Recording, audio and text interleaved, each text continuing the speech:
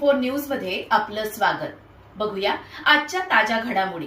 नागपूर लाचलुचपत प्रतिबंधक विभागाने गेल्या अवघ्या 4 दिवसात विविध ठिकाणी धाडी टाकून लाच घेणाऱ्या 4 शासकीय कर्मचाऱ्यांना रंगेहात अटक केली आहे। यामध्ये पाचपावली ESI दवाखान्याचा कनिष्ठ सहाय्यक हर्षल कसबे, 75,000ची लाच घेणारा सावनेरचा सर्कल निरीक्षक प्रवीण मेश्राम आणि वर्ध्याचे जलसंपदा तांत्रिक अभियंता रवींद्र वानखेडे यांचा समावेश आहे।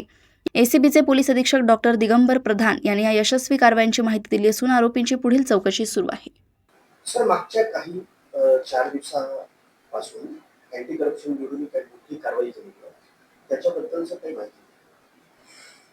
गेल्या 4 दिवसांमध्ये अँटी करप्शन ब्युरो नागपूर परिक्षेत्र यांच्या मार्फत 4 कारवाया करण्यात आल्या आहेत।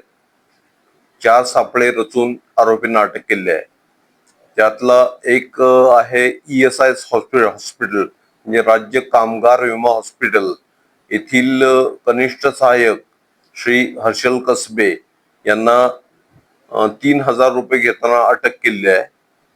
त्यामध्ये एक तक्रारदार महिला जी आहे त्यांच्या वैद्यकीय प्रतिपूर्ती बिलासाठी कागदपत्र बनवून देण्यासाठी ही मागणी होती आणि त्यात लाच स्वीकारली आहे।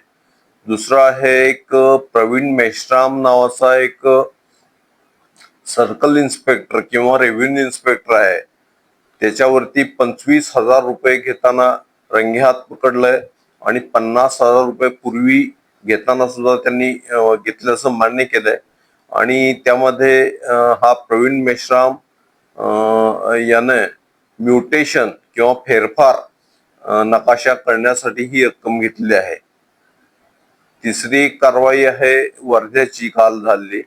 त्या वर्ध्याच्या कारवाईमध्ये एक ड्रायव्हर तक्रारदार जो आहे एसटी मधला ड्रायव्हरनी त्याची बदली, त्याचं काहीतरी हार्टचं ऑपरेशन झालं होतं आणि त्यासाठी म्हणून त्यांनी त्यातल्या त्यात रिझनेबल ठिकाणी म्हणजे त्रास फार होणार नाही अशा ठिकाणी बदली मागितली होती। ती बदली करून देण्यासाठी म्हणून 20,000 रुपये घेताना कनिष्ठ सहाय्यकाला अटक केली आहे।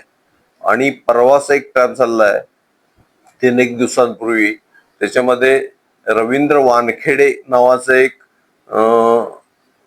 जलसंपदा विभागाचे यांत्रिक विभागातले अधीक्षक अभियंता आहेत।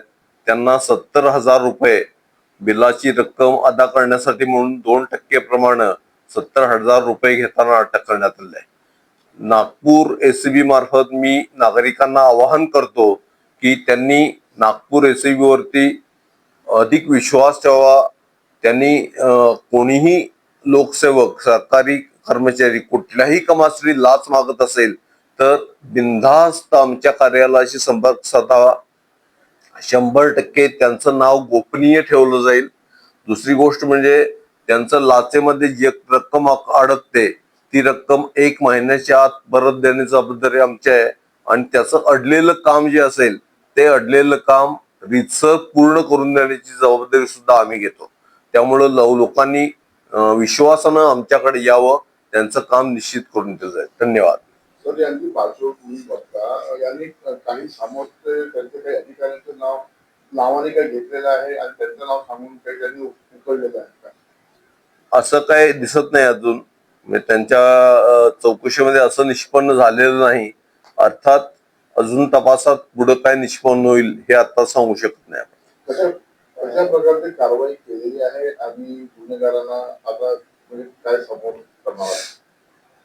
या गुन्हेगारांना आता अटक केली आहे, त्यांचे हाऊस सर्च किंवा ऑफिस सर्च घेतले आहेत आणि त्या गुन्हेगारांचं व्हॉइस सॅम्पल घेऊन फॉरेन्सिक सायन्स लॅबला रिपोर्ट पाठवला जाईल आणि त्यांना कस्टडी घेतली आहे, त्यांची पोलीस कस्टडी आणि काही प्रकरणांच्या मध्ये जेलमध्ये म्हणजे मॅजिस्ट्रेट कस्टडीत रवानगी झाली आहे।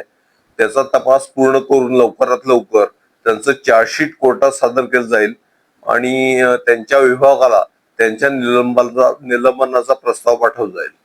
सर, या सगळ्या प्रकरणांमध्ये जे आरोपी अटक झालेले आहेत त्यांच्या बॅकग्राऊंडमध्ये अशी काही कंप्लेंट वगैरे आधी झालेली आहे का? नाही, आपल्याकडं तरी असं काय नोंद नाहीये। ज्या वेळेस तक्रारदार आला आपण लागलीच तातडीनं कारवाई केली आहे।